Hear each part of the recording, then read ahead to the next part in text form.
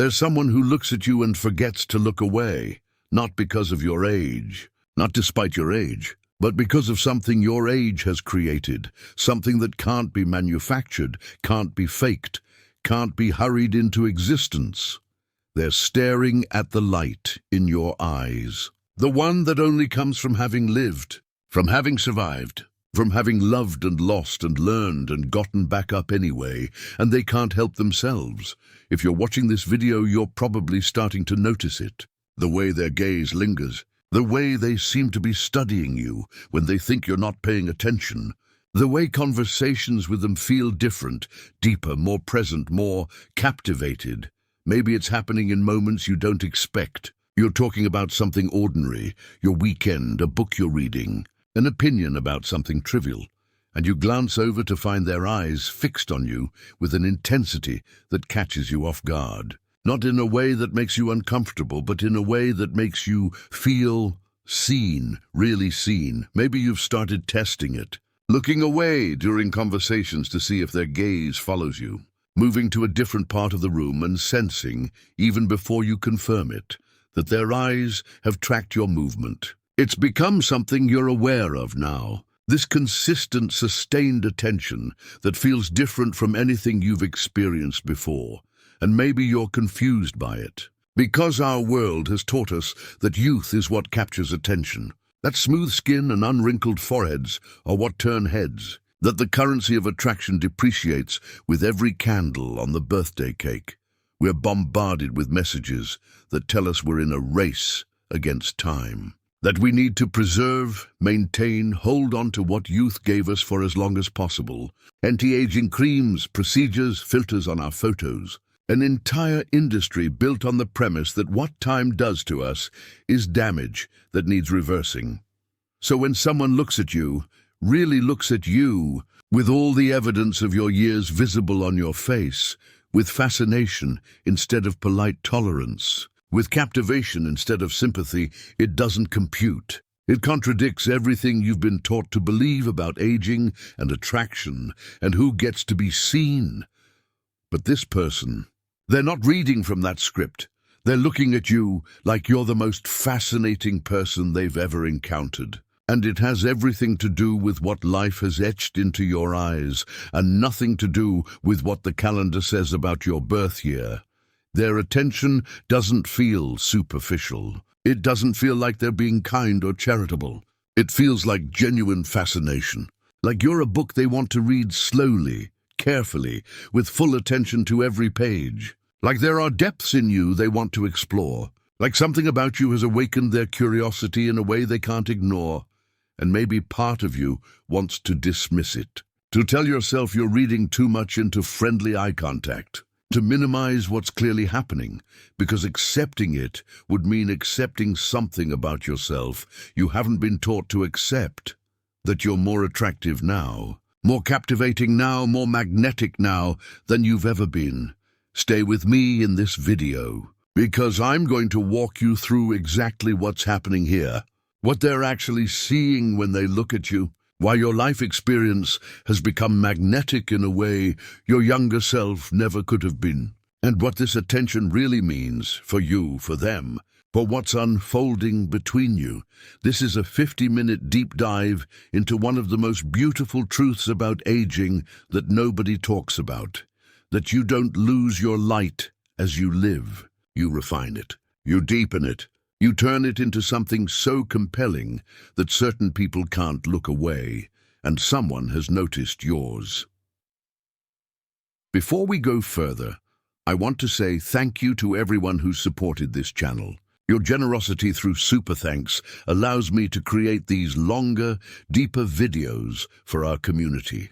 If this message touches something in you today, that same option is always there as a way to say, it meant something. Now, let's talk about what's really happening when someone can't stop staring at the light in your eyes. First, let's get specific about what you're experiencing. This isn't about someone who glances at you politely. This isn't about basic courtesy or casual friendliness. This is about someone whose eyes track you in a room, someone who watches you when you're talking to others, Someone whose attention feels like a physical presence you can sense even before you turn around.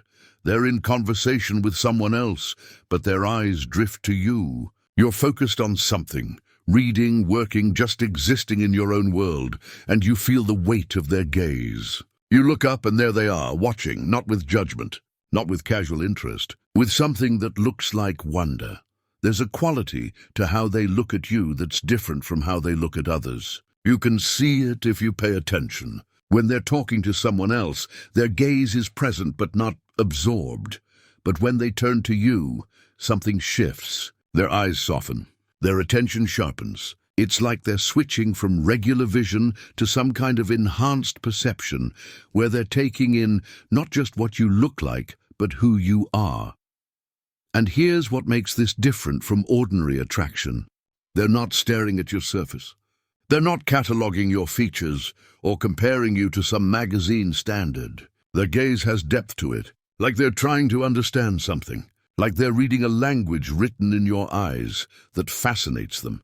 You might catch them doing this during ordinary moments. You're laughing at something, and they're not laughing with you.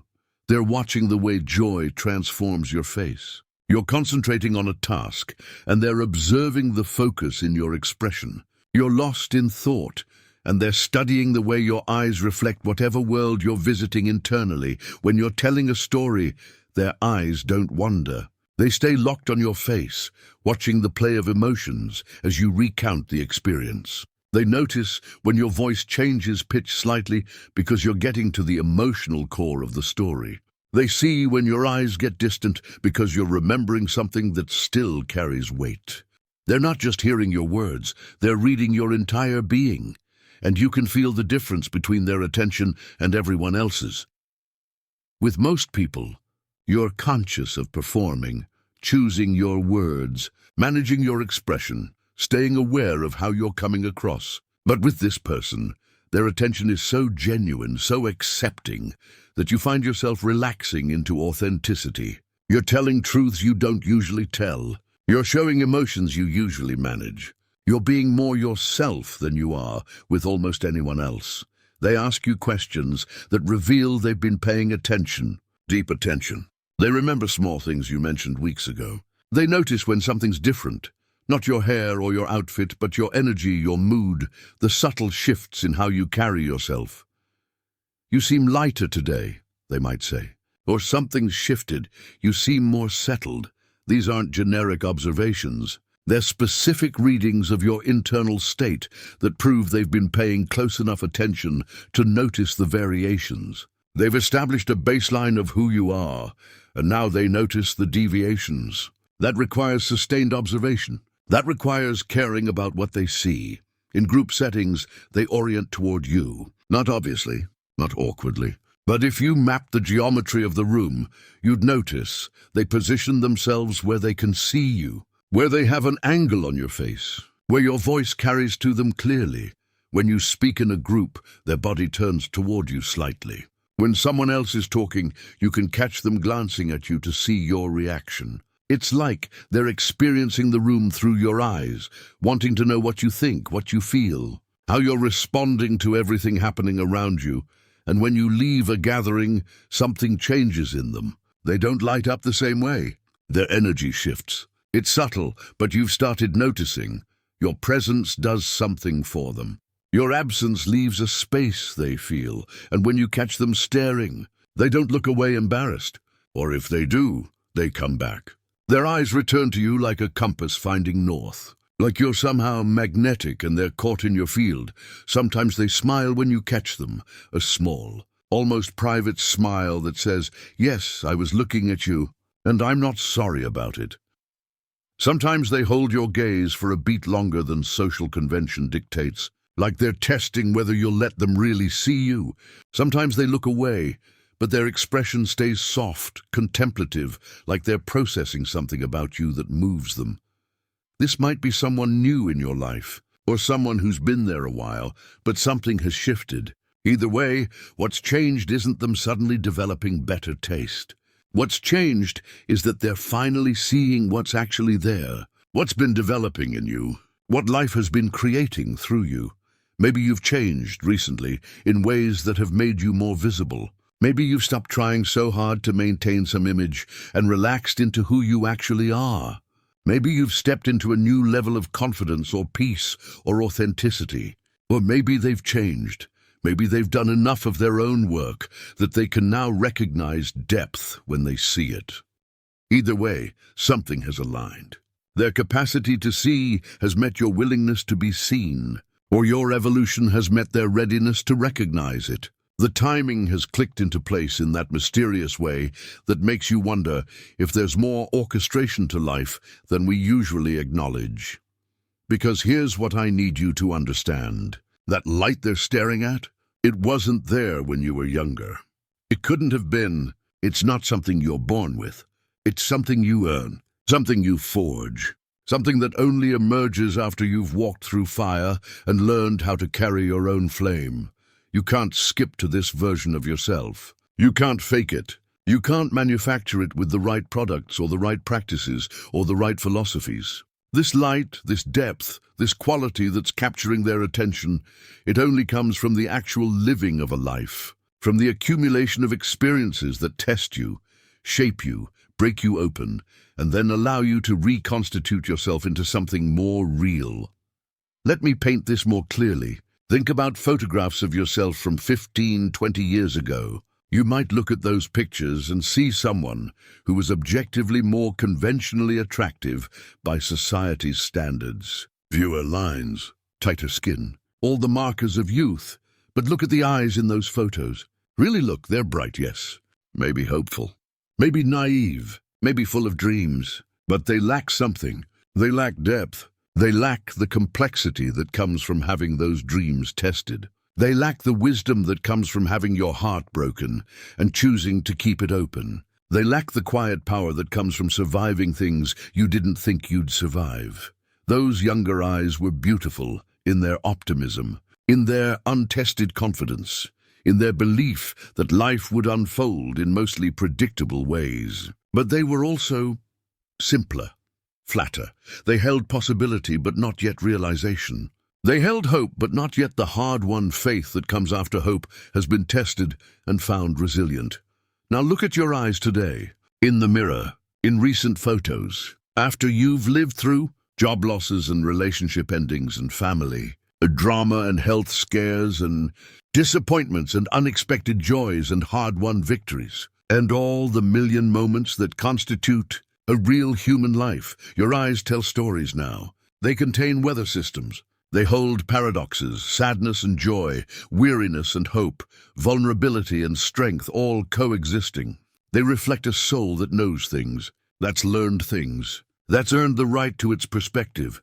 And that's what this person sees when they stare at you. They see someone who knows who they are, someone who's been tested and proven. Someone whose laugh lines are evidence of actual laughter, whose worry lines are evidence of actual care, whose crow's feet are evidence of actual vision, of having seen things worth squinting at, worth focusing on, worth remembering. They see someone who isn't performing youth, who isn't desperately clinging to a previous version of themselves, who has walked into the fullness of who they've become and wears it like a crown they don't even realize they're wearing.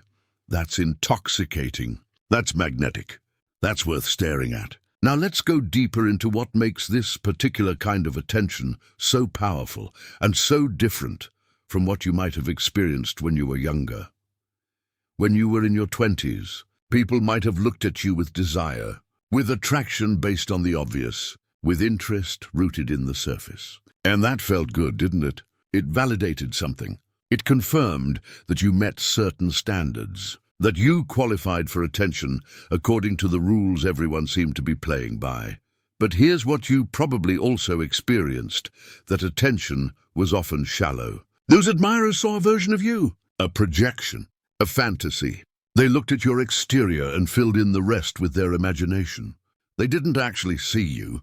They saw what they wanted to see, what they needed you to be, what fit their script, and you could feel it, couldn't you?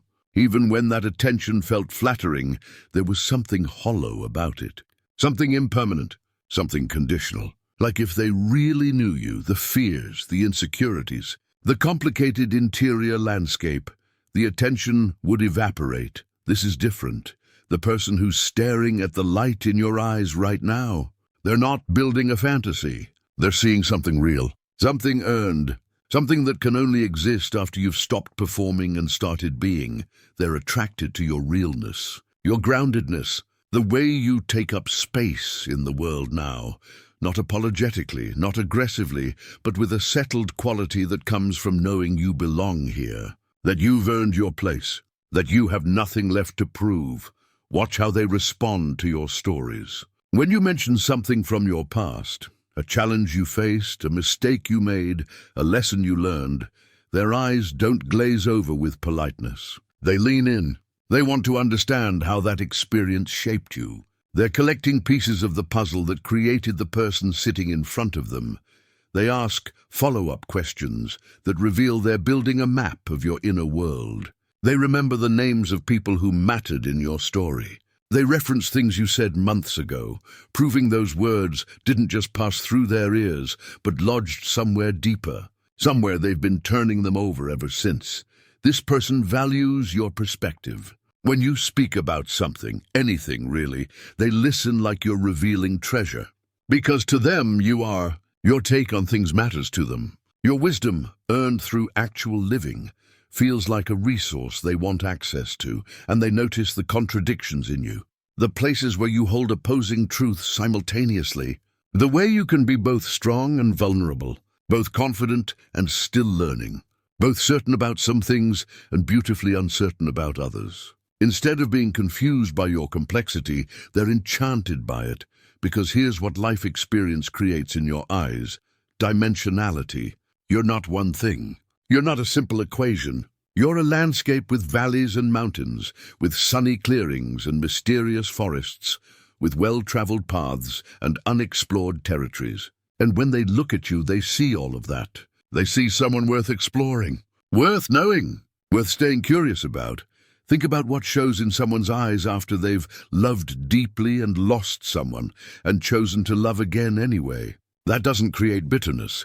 It creates a poignant appreciation for connection, a tenderness, a knowledge that love is precious because it's finite. When you look at people you care about now, there's a quality of presence in your gaze that wasn't there before. The person staring at you sees that quality. They feel it survive failure and rebuilt. Maybe a career fell apart. Maybe a marriage ended. Maybe a dream died, and you didn't crumble. You grieved, yes. You struggled, yes. But you found a way forward. That creates a resilience that shows in your eyes. A quiet confidence that says, I know I can survive hard things because I already have. That's deeply attractive. That's the opposite of fragility that needs constant reassurance. Raised children, or cared for aging parents, or shepherded anyone through difficulty. Caretaking changes your eyes. It creates a capacity for compassion that can only come from intimate exposure to vulnerability. When you've held someone through their pain, when you've sacrificed your comfort for someone else's well-being, when you've loved someone through their messiest moments, it shows. Your eyes hold more tenderness, more patience, more understanding of human complexity, pursued healing and done the inner work. Maybe you've been to therapy. Maybe you've done the spiritual seeking. Maybe you've faced your demons and done the hard work of integration. That creates a clearer light in your eyes, a less cluttered energy. When someone has faced their shadow and made peace with it, there's a quality of wholeness that radiates. The person staring at you is responding to that wholeness, developed convictions through actual testing. You know what you believe now, not because someone told you, not because it's trendy, but because life put your beliefs in the crucible, and you discovered what remained when everything else burned away. That creates a steadiness in your gaze. A person who knows what they stand for and what they won't stand for has a magnetic clarity, built a life that reflects your actual values, not society's script. Maybe you've made unconventional choices. Maybe you've disappointed people who wanted you to follow a certain path. Maybe you've said no to things that looked good on paper but felt wrong in your soul.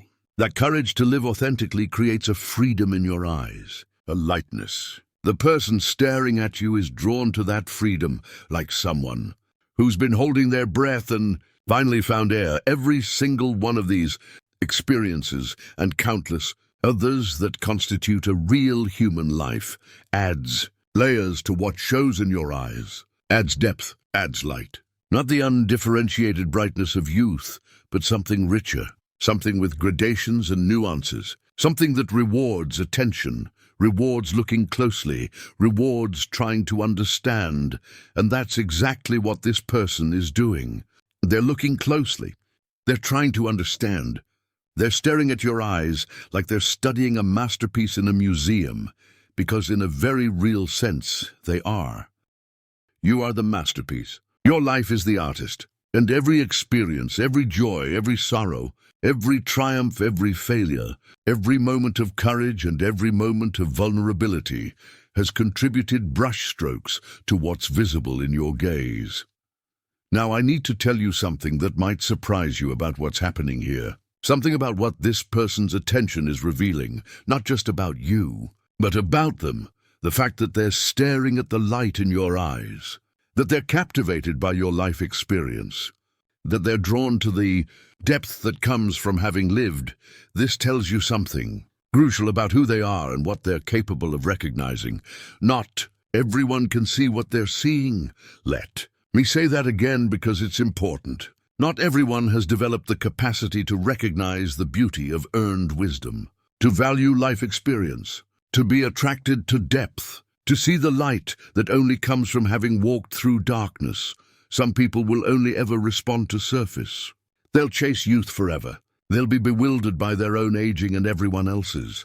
They'll mistake smoothness for beauty and confuse inexperience with innocence. They'll spend their whole lives hungry for something they can't name because they never developed eyes to see what's actually nourishing. But this person's staring at you. They've developed different eyes, wiser eyes, eyes that can recognize what matters, eyes that can see value the world tries to make invisible. And what does that tell you about them? It tells you they've done their own living. They've walked their own path. They've developed their own depth. Because you can only recognize in others what you've cultivated in yourself. You can only be attracted to wisdom if you've developed some yourself. You can only appreciate someone's journey if you respect your own. This person looking at you with such captivation, they're not shallow. They're not chasing fantasies. They're not stuck in adolescent patterns of attraction. They've matured. They've evolved. They've learned what actually sustains connection. What actually creates lasting fascination? What actually matters when you're building something real with another human being? They're staring at your eyes because they've learned to look past packaging to essence. They've learned that the most beautiful things are often the ones that have been weathered and tested and proven. They've learned that new isn't always better, that perfect is boring, that real is rare and therefore precious. Think about what this means for what's possible between you. If this is a romantic situation, you're not dealing with someone who's going to be disappointed when the honeymoon phase fades and real life begins. Because they're already attracted to real life. They're already captivated by the evidence of real life in your eyes. They're not going to wake up one day shocked that you're a complex human being with a history and scars and stories. That's exactly what drew them to you. If this is a friendship forming, you're not dealing with someone who wants a casual surface-level connection. The depth of their attention suggests they're looking for depth of connection. They want to know you, really know you. They want access to the wisdom you carry. They want the kind of friendship where you can talk about real things, where you can be fully yourself, where your history is an asset, not something to minimize. If this is a colleague or mentor relationship, they're recognizing something in you that could benefit them, teach them, guide them. They're smart enough to know that proximity to someone who's lived and learned is valuable. They're drawn to your light because they want to understand what created it. They want to learn from your experience. Whatever the relationship context, this is someone operating from a place of maturity. Someone who's learned to value what actually matters. Someone whose attention isn't fickle because it's rooted in recognition of something real. And here's where I need you to sit with something uncomfortable but important. You get to decide if you want this attention. You get to decide if you're ready for someone to see you this clearly. You get to decide if you want to be visible in this way, because being seen for your depth, for your earned wisdom, for the light in your eyes, it's intimate, it's vulnerable. It's different from being desired for your surface, which you could hide behind, which you could perform, which you could control. This person is seeing past your defenses. They're seeing the real you, the one shaped by triumph and tragedy, the one who carries wounds and wisdom in equal measure, the one who's been humbled and strengthened by life, and you can't perform that. You can't fake it. You can't control what they see when they look that closely. So the question becomes, are you ready to be seen? Are you ready to stop minimizing your experience? Stop apologizing for your age? Stop hiding the evidence of your journey? Are you ready to own the light in your eyes? To understand that it's not something to be self-conscious about, but something to be proud of? Are you ready to meet their gaze and hold it? To let them look? To let them see? To let them discover the landscape of who you've become? Because here's what I'm sensing for some of you watching this.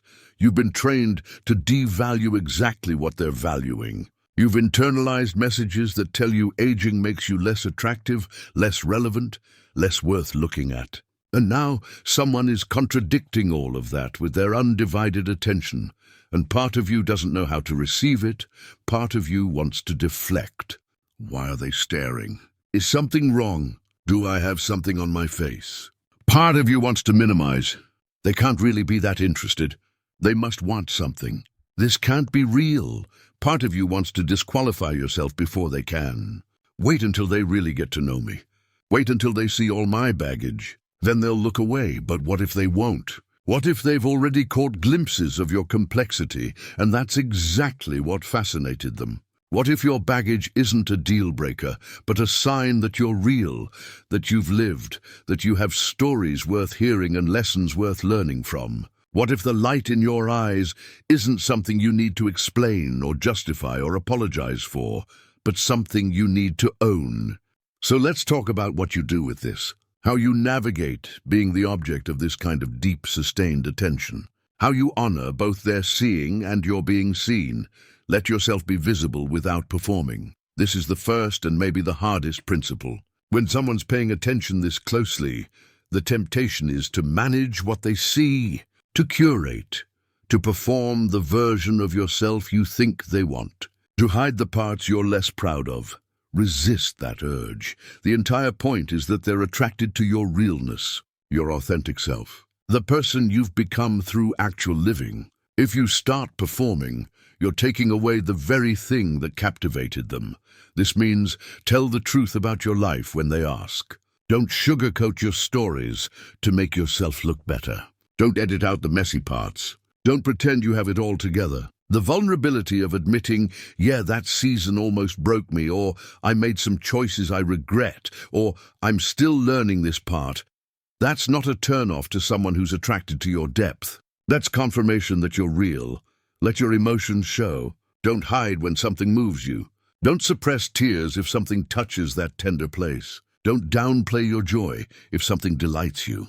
The full range of your emotional capacity, your ability to feel deeply, that's part of what's shining in your eyes. Let them witness it.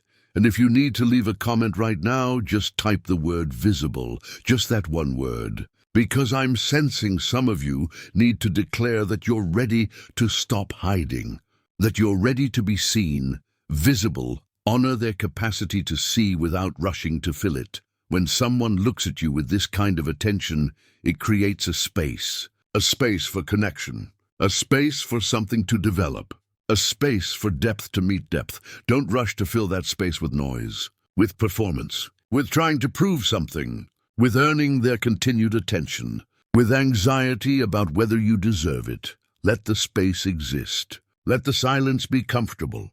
Let the moments where they're just looking at you be what they are. Moments of appreciation, moments of connection, moments of recognition.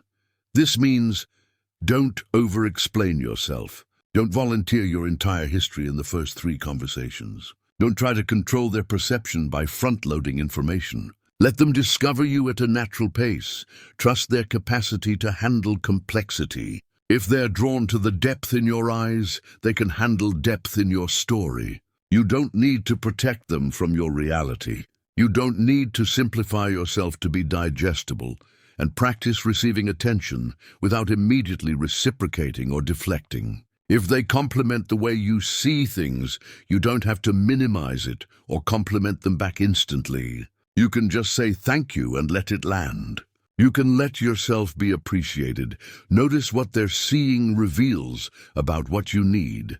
Pay attention to how it feels to be seen this way. To have someone look past your surface to your substance. To have someone value your life experience. To have someone fascinated by your depth. Does it feel like water on thirsty ground? Like you've been invisible for so long that this attention is almost overwhelming? Like finally, someone is looking at the right things. That tells you something important about what you've been missing, about what you need more of, but the kind of connections that will actually nourish you going forward. You need people in your life who can see you, really see you, not who you used to be, not who you're supposed to be, but who you actually are right now. In the fullness of your experience and wisdom and complexity, this person staring at you. They might be showing you what's possible.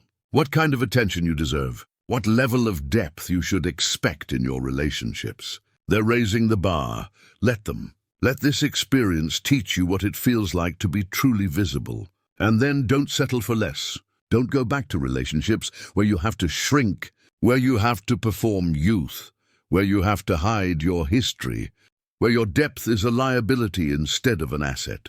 Recognize that attraction to your wisdom is a form of respect. This might be the most important realization. When someone is captivated by the light in your eyes that only life experience creates, they're offering you something our culture rarely extends to people as they age. They're offering you respect. They're saying through their sustained attention, through their genuine interest, through the way they listen when you speak, your life matters. Your experience has created something valuable. You have something I want to understand. You have wisdom I want access to. You have a light I want to be near. That's respect. That's honoring. That's recognition, and you get to receive it. You get to let it in. You get to let it adjust how you see yourself. Because here's what might be happening. You might still be seeing yourself through the lens of a culture that devalues aging. A culture that treats life experience as deterioration instead of development. A culture that makes you feel like you're losing value with every passing year. But this person's eyes are telling you a different story. They're reflecting back to you that you're not losing anything essential. You're gaining something precious. You're not diminishing, you're deepening. You're not becoming less attractive. You're becoming differently, more substantially, more meaningfully attractive. Believe their eyes. Let their seeing teach you new sight. Be intentional about what you do with this connection. Finally, recognize that what happens next is up to you. You have agency here. You have choice. Someone seeing you doesn't mean you owe them anything, but it does create an invitation, an opportunity. If this is someone you want to explore connection with, romantic, platonic, mentoring, whatever, lean in. Let them closer. Reveal more. Ask questions that let you see them as deeply as they're seeing you. Find out if their depth matches the depth they're recognizing in you. If this is someone you're not interested in connecting with more deeply, you can honor their seeing without accepting the invitation. You can be gracious, kind, clear about boundaries. Their recognition of your light doesn't obligate you to share that light with them, but at minimum, let this experience adjust your relationship with yourself. Let it remind you that what you see as loss, others might see as gain. What you criticize as aging, others might recognize as ripening. What you've been trained to hide, someone finds absolutely captivating. Let this moment, this season of being stared at, being seen, being recognized, recalibrate your understanding of your own worth. And if that touched something in you, if you're feeling emotional about being reminded that your life experience created something beautiful instead of taking something away, leave a heart emoji in the comments. Let's fill this space with love for everyone who needed this reminder today. So here's where we land with all of this. Someone can't stop staring at you, at the light in your eyes, at what life has written on your face and in your gaze, at the evidence of your journey, and they're not doing this despite your age. They're doing this because of everything your years have created, because of the wisdom etched into your expression, because of the depth that only comes from having lived through things, because of the complexity that makes you endlessly fascinating. This is one of the most beautiful truths about aging that our youth-obsessed culture tries to hide from you. You don't lose your light as you accumulate years. You don't become less magnetic. You don't diminish in attractiveness to people who've developed the capacity to see what matters. You become more interesting, more textured, more dimensional, more real, more yourself. And certain people, mature people, wise people, people who've done their own work and walked their own path, they can see that. They're drawn to it like moths to flame. They can't help but stare. What you're experiencing right now isn't anomaly. It's not charity. It's not someone overlooking your age to find something attractive underneath. It's someone recognizing that your age, your experience, your journey, these things have created exactly what they're looking for. Your laugh lines prove you know how to find joy. Your worry lines prove you care about things that matter. Your crow's feet prove you've been watching closely, paying attention, seeing what's worth seeing. The gray in your hair proves you've survived seasons. The softness in your belly proves you've nourished yourself and others. The weariness around your eyes proves you've carried weight. The light within them proves you didn't let that weight extinguish you. All of it, every single marker of your lived experience, contributes to what makes you captivating right now, and the person staring at you gets it. They see it. They're drawn to it. They recognize treasure when it's in front of them. So what do you do with this recognition? You receive it. You let it recalibrate your relationship with your own reflection. You stop apologizing for your age and start owning what your age has created. You stop hiding evidence of your journey and start trusting that the right people will be fascinated by exactly that evidence. You meet their gaze and hold it. You let yourself be seen. You trust that what they're recognizing in you is real, is valuable, is worth their sustained attention. And you remember this moment. Remember what it feels like to have someone look at you like you're a masterpiece, like you're complex and fascinating and worth studying, like your history is an asset, like your scars tell interesting stories, like your wisdom is attractive, like your depth is magnetic, because that's how you should be looking at yourself. That's how you deserve to be seen, not just by them, but by yourself. Every morning when you look in the mirror and notice another line, another gray hair, another sign that time is passing, remember this person who can't stop staring at the light in your eyes. Remember that what you're seeing is evidence of aging. Someone else recognizes as evidence of becoming, evidence of ripening, evidence of transformation into someone more real, more grounded, more valuable than you've ever been. The light in your eyes isn't something you had in youth and are now losing. It's something you're creating right now, with every experience, with every lesson, with every choice to stay open, stay curious, stay engaged with life, even when life gets hard. It's the light of someone who knows things, who's learned things, who's survived things, who's chosen things, who's become things, and it's absolutely captivating. So to everyone watching this who's been feeling invisible, who's been worried about aging out of attractiveness, who's been anxious about whether anyone will see you as you accumulate years, this is your reminder. You're not becoming invisible. You're becoming visible in deeper ways.